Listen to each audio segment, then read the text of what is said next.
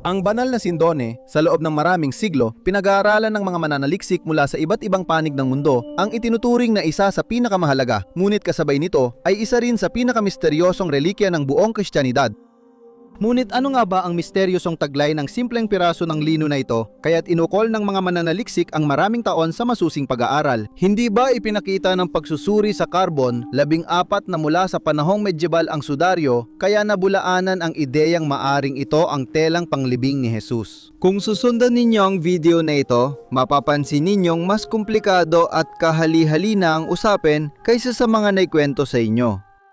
Walang duda ang mga may pananampalataya sa pinagmulan nito. Pero kung lalapitan ng usapin sa isang secular, historical at siyentipikong pananaw, hindi maiiwasang mapansin na napakaraming mahiwagang elemento na hanggang ngayon ay naghihintay pang may paliwanag. Bago tayo magsimula sa paglalakbay na ito, kung saan maririnig ninyo ang mga teora at haka-haka na magdadala sa inyo lampas sa hangganan ng kaalaman, gaya ng nakagawian, inaanyayahan namin kayong mag-subscribe sa aming channel para suportahan ang aming trabaho at para hindi ninyo ma-miss ang mga susunod na video.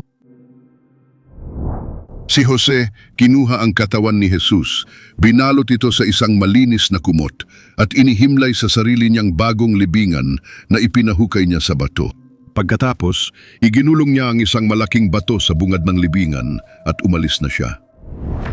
Maliban sa mga nakasulat sa mga ebanghelyo na maingat na naipasa-pasa sa paglipas ng mga taon, wala tayong detalyadong patotoo na nagkukwento tungkol sa kamatayan ni Jesus at gayon din sa telang ginamit na pambalot sa kanya. Halos 1,000 taon, walang balita tungkol sa Santo Sudario. Noong bandang taong 1,000 lang, nagsimula ang kapanapanabik na kasaysayan ng Sudario na ayon sa tradisyong Kristiyano ay bumalot sa katawan ni Jesus Kristo. Noong 944 isinasaad sa mga tala na ang mandilyon, na kilala rin bilang larawan ng Edessa, ay isang tela kung saan naimprenta ang imahe ni Jesus. Si Kristo ay inilipat sa Constantinople noong panahon ng paghahari ni Emperador Romano I Lecapenyo. Ang pangyayaring ito ay pinagdiwang ng may malaking kasolemnidad at si Arkidiakono Gregorio Referendario sa okasyong iyon ay nagbigay ng sermon kung saan inilarawan niya ang larawan ng Edessa bilang isang imaheng hindi ginawa ng kamay ng tao. Bago ito, kaunti lang ang alam natin tungkol sa sindone. Ayon sa isang alamat, ang hari ng Edessa, isang lugar na ngayon ay matatagpuan sa Turkey, ay nagkaroon ng malubhang karamdaman at nagpadala ng isang mensahero kay Jesus upang hilingin na siya ay pagalingin. Si Jesus na hindi makapunta ng personal ay nagpadala ng tela na may kanyang imahe na himalang nagpagaling kay Abgar. Hindi lahat ng historiador ay sang-ayon na iisa ang imahe ng Edessa at ang Santo Sudario. Pero ang alam natin ay noong 1204 sa panahon ng ika-4 na krusada, nilimas ang Constantinople at nawala ng parang bula ang imahe ng Edessa. Ayon sa ilang rekonstruksyon, dinala ang Santo Sudario sa Europa at noong 1353 ito ay ipinakita sa simbahan ng Lirey sa Pransya ng kabalyerong templaryo na si Goffredo di Charny. Ito ang kasalukuyang kinikilalang unang opisyal na patunay ng pag-iral ng Santo Sudario. Noong 1502, inilipat ang Santo Sudario sa Chambéry na nasa Pransya pa rin. At dito noong 1532 ay nasira ito dahil sa isang sunog at kalaunan ay inayos ng mga madre. Noong 1578, inilipat ni Emanuele Filiberto di Savoia ang Santo Sudario sa Torino, Italia upang mapadali ang peregrinasyon ni Arsobispo San Carlo Borromeo na gustong makita ang relikya bilang pasasalamat sa Diyos sa pagwawakas ng salot sa Milan. Simula noon, nanatili ang Santo Sudario sa Torino at inaalagaan sa magarang barok na kapilya sa Katedral ni San Juan Bautista.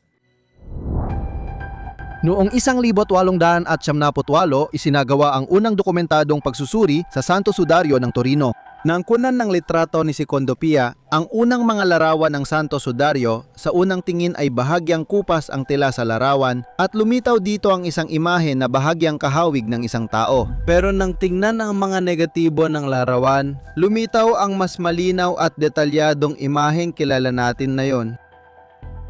Ang imaheng nakuha mula sa mga negatibo ay talagang nakakagulat nung panahong iyon, kaya't matagal na inisip ng marami na ang mga negatibo ay inedit o nilagyan ng pagbabago. Matapos halos 50 taon ng pag-aaral, napatunay ang totoo ang mga ito.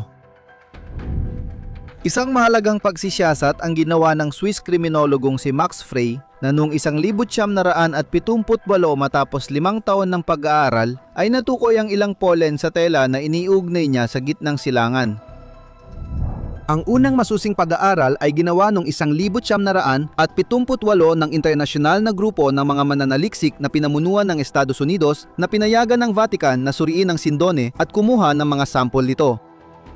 Hanggang sa mga sandaling yon, marami ang naniwala na ang sindon ay isa lamang pintura na ginawa noong panahong medieval. Ngunit ang mga pagsusuri na isinagawa ng grupo ng pananaliksik ay tuluyang magpapabago sa ideyang ito. Ipinakita ng aming pagsisiyasat na ang sindone ay hindi isang pintura. Malinaw na ipinapakita ng mga ebidensya na ang imahe ay hindi nilikha gamit ang mga pigment.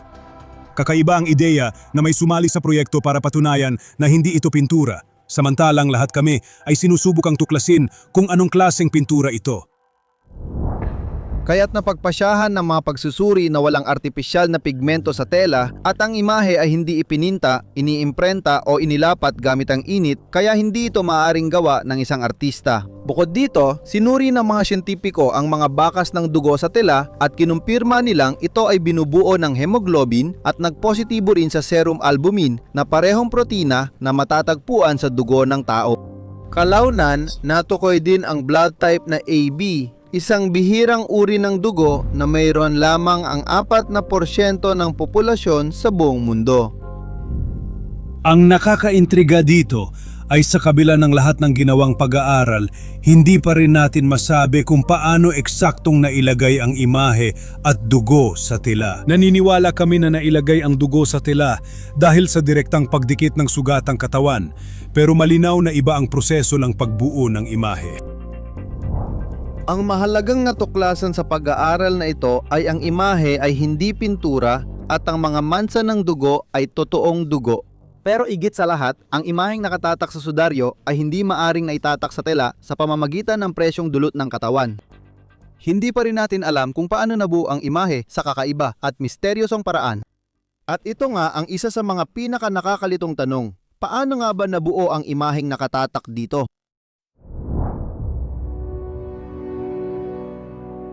Isang kapanapanabik na teorya tungkol sa phenomenon ay mula kay Giulio Fanti, isang inhinyerong mekanikal at propesor sa Universidad ng Padova.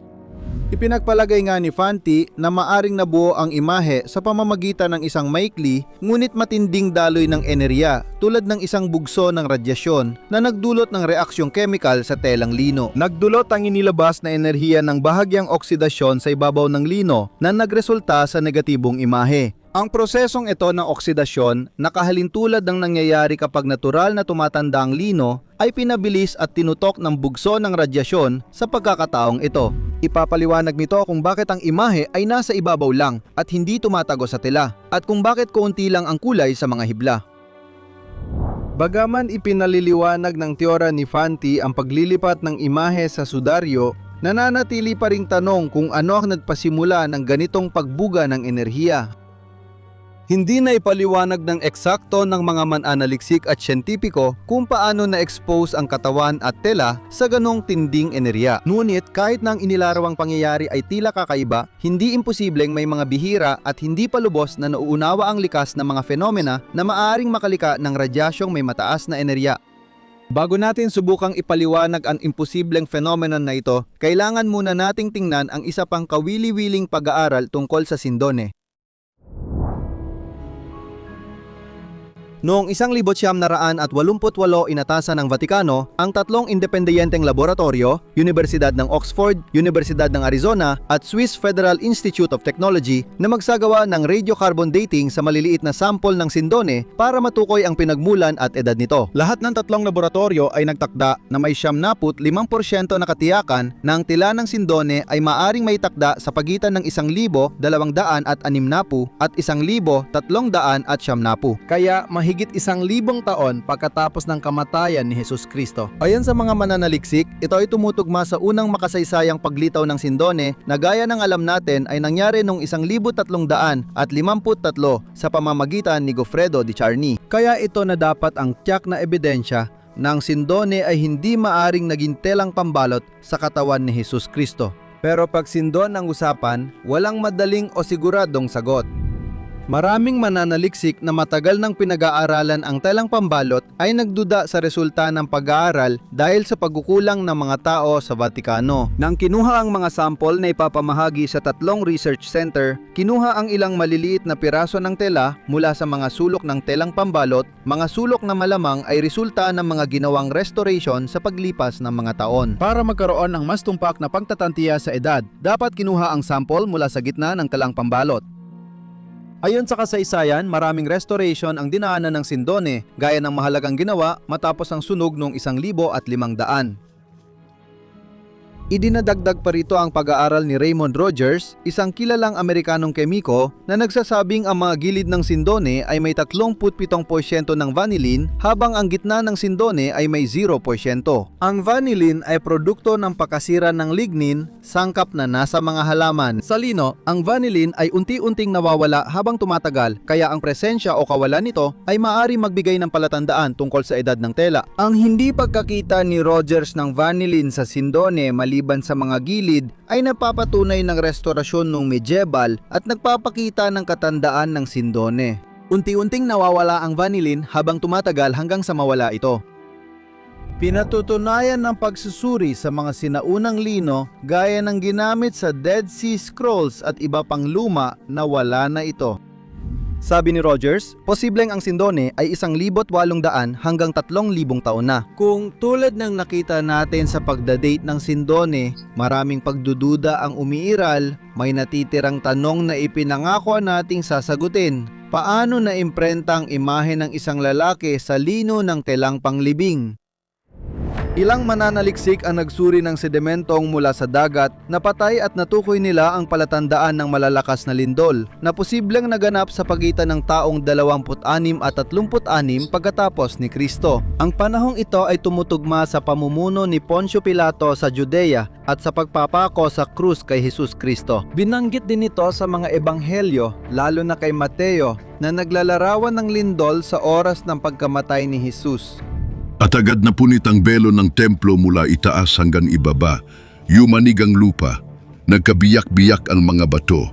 Nabuksan ang mga libingan at maraming katawan ng mga banal na namatay ay muling nabuhay. Ang senturyon at ang mga kasama niyang nagbabantay kay Jesus, nang makita nila ang lindol at ang mga nangyayari, ay labis na natakot at kanilang sinabi, "Tunay ngang siya ang anak ng Diyos." Isang aspeto na nananatiling misteryoso ngunit mayroong maraming dokumentasyon ay ang pag-iral ng mga penomenong may kinalaman sa enerhiya tuwing may lindol, kung saan naitatala ang mga bolang kidlat na kilala rin bilang mga liwanag na bola o mga globo ng liwanag.